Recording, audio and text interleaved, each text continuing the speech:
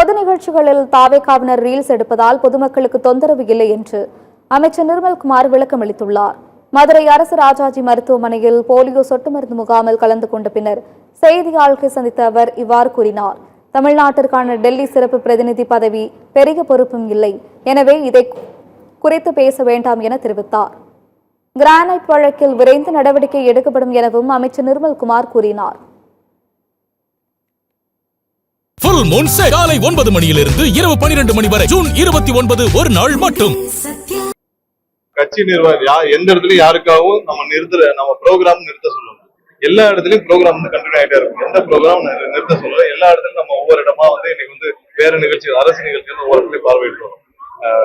10 பேர் 15 பேர் ஒரு இடத்துல போன்ல எடுக்கிறதும் பொதுமக்களும் கலந்து எடுக்கிறதும் இது ஒரு இதனால யாருக்கு எந்த தொந்தரவும் இல்லை. கண்டிப்பா தொந்தரவு இருக்கும் பட்சத்தில் நாங்க அந்த இடத்துல பெரிய பொறுப்புல பெரிய பதவி இல்லை.